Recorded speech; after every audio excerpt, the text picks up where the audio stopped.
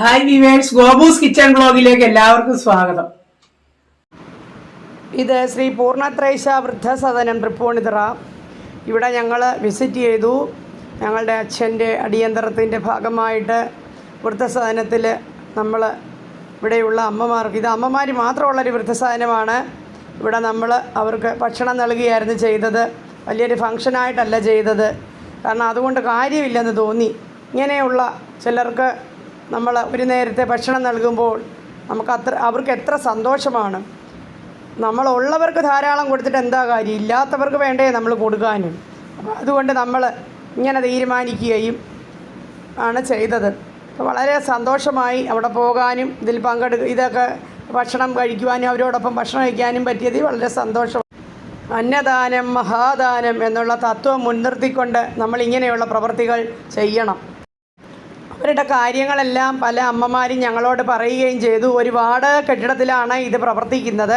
വലിയ വാടക കൊടുത്താണ് ഇത് അവർ മുന്നോട്ട് കൊണ്ടുപോകുന്നത്. സുമനസ്സുകളുടെ ദാനങ്ങളും അതുപോലെയുള്ള സഹകരണങ്ങളും കൊണ്ട് മാത്രമേ ഈ ഒരു സ്ഥാപനം മുൻപോട്ട് പോകാൻ സാധിക്കുകയുള്ളൂ. അത് എല്ലാവരോടുമായിട്ട് ഞാൻ പറയുകയാണ് ഈ അവസരത്തിൽ. എത്ര വൃത്തിയായിട്ടാണ് ഉള്ളത് വെച്ച് അവർ ഓണം പോലെ എന്ന് പറഞ്ഞതുപോലെയാണ് വളരെ വൃത്തിയായിട്ടാണ് കാര്യങ്ങളെല്ലാം അവരവിടെ ചെയ്യുന്നത്. ഇതവരുടെ ഓഫീസും മറ്റു കാര്യങ്ങളും ഒക്കെയാണ്. ഓഫീസിലെ ആളുകളാണെങ്കിലും എല്ലാം വളരെ സ്നേഹത്തോടു കൂടിയാണ് ഈ അമ്മമാരോട് പെരുമാറുന്നത്. ഇത് അവിടുത്തെ ഒരു പൂജാമുറിയാണ് കാണിച്ചത്. പിന്നെ ഒരു ഡൊണേഷൻ്റെ ഒരു ഭാഗമുണ്ട്, നമുക്കതിൽ ഡൊണേറ്റ് ചെയ്യാം. അതുപോലെ തന്നെ നമ്മളവിടെ ഭക്ഷണം കഴിക്കുമ്പോൾ ആദ്യമായിട്ട് കാക്കയ്ക്ക് കൊടുക്കുക, ഭഗവാന് വിളക്ക് കത്തിക്കുക. ആദ്യം ഭഗവാന് വിളക്ക് കത്തിച്ചിട്ടാണ് തുടങ്ങുന്നത്. ഏതെങ്കിലും ഒരാൾ അത് ചെയ്യും. ഒരമ്മ, ഇന്നിപ്പോൾ ഈ അമ്മയാണ് ചെയ്യുന്നത്. അതിന് ശേഷം പിന്നെ ആണ് നമ്മൾ ഭക്ഷണമൊക്കെ നൽകുന്നത്.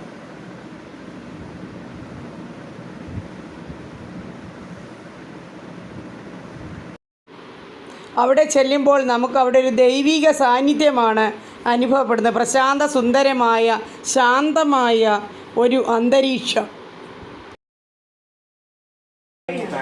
ഞങ്ങളവിടെ ചെന്നപ്പോൾ ഞങ്ങൾക്ക് ഇങ്ങനെ ഒരു അന്നദാനം നടത്തുവാൻ സാധിച്ചതിൽ ഉള്ളിൽ സന്തോഷമുണ്ടായിരുന്നുവെങ്കിലും എനിക്ക് ഭയങ്കര സങ്കടമായിരുന്നു.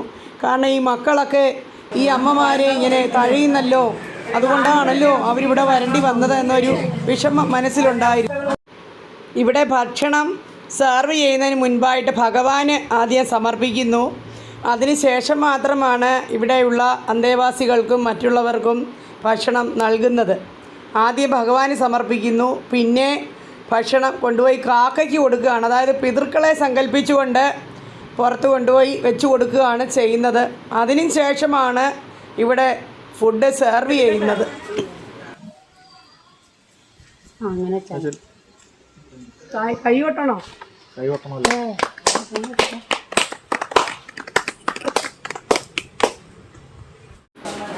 നമ്മൾ തന്നെ ഇവിടെ ഭക്ഷണം വിളമ്പി കൊടുക്കുകയാണ് ചെയ്യുന്നത്. നല്ല സ്വാദിഷ്ടമായ ഭക്ഷണമാണ് ഇവിടെ നൽകുന്നത്. ഞങ്ങളും അവരോടൊപ്പം ഭക്ഷണം കഴിച്ചു. പക്ഷേ ഇവർക്കൊന്നും കഴിക്കാൻ വയ്യ. പ്രായമായതുകൊണ്ട് വളരെ കുറച്ച് ഭക്ഷണം മാത്രമേ കഴിക്കുകയുള്ളൂ. പായസത്തോടു കൂടിയുള്ള സദ്യയായിരുന്നു അവർക്ക് നൽകിയത്. ആദ്യം ഞങ്ങൾ വിചാരിച്ചു വലിയൊരു ഫംഗ്ഷനായിട്ട് നടത്താമെന്ന്. പിന്നെ മനസ്സുകൊണ്ട് വിചാരിച്ചു അത് വേണ്ട, അച്ഛനൊരാഗ്രഹം ഉണ്ടായിരുന്നു ഇങ്ങനെ വൃദ്ധസദനത്തിൽ കൊടുക്കണമെന്ന്. എന്നാൽ അത് തന്നെ നടക്കട്ടെ എന്ന് കരുതിയാണ് ഇങ്ങനെ ചെയ്യാനിടയായത്. ഇതിനിടയ്ക്കൊരു കാര്യം പറയട്ടെ, ഇവർക്കൊരു പാലിയേറ്റീവ് കെയറുമുണ്ട്. അവിടേക്കും ഭക്ഷണം കൊണ്ടുപോകും, അവിടെയും ജോലിക്കാരും മറ്റുമുണ്ട്. ഇതവിടെ വിളമ്പണം. നല്ല അസല് സദ്യയായിരുന്നു അവിടെ സെർവ് ചെയ്തത്. അവിടെ തന്നെയാണ് ഇതെല്ലാം പാകം ചെയ്യുന്നത്.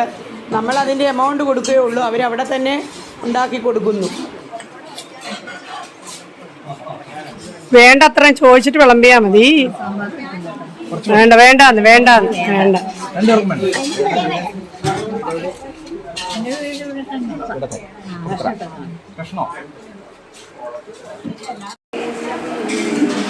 ഭക്ഷണം കഴിക്കുന്നതിന് മുൻപുള്ള പ്രാർത്ഥനയാണ്.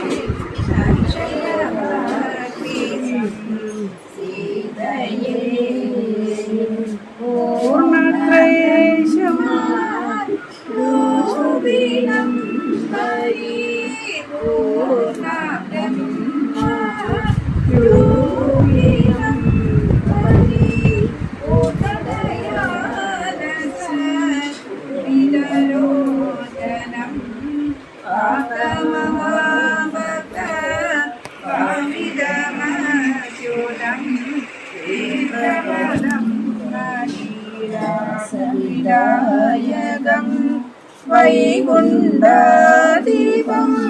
വിബുധഗണാതീതം വൈകുണ്ഠദീപം വിബുധഗണാതീതം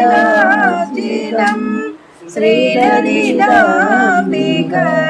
സോദരം പരം പൂർണ്ണത്രേശം ആശ്രയേ അക്ഷയഭക്തിസം ശ്രീഹരേ. ഓം പൂർണ്ണി സർവഭുവനേശ്വരി ഭഗവതി നാരായണപൂർണേശ്വരി ദേവി നീലസമാന സുന്ദരകരി നിത്യാനന്ദകരി ദയാസുഭകരി കാശീപുരാണീശ്വരി മാതാ അന്നപൂർണേശ്വരി അന്നപൂർണേ സദാപൂർണേ ശങ്കര പ്രാണവല്ലഭേ ജ്ഞാനവൈരാഗ്യ സിദ്ധാർത്ഥം ഭിക്ഷാദേവി പാർവതി മാതാജ പാർവതി ദേവി പിതാ ദേവോ മഹേശ്വര സ്വദേശം അന്നദാത സുഖീഭവ അന്നദാത സുഖീഭവ അന്നദാത സുഖീഭവ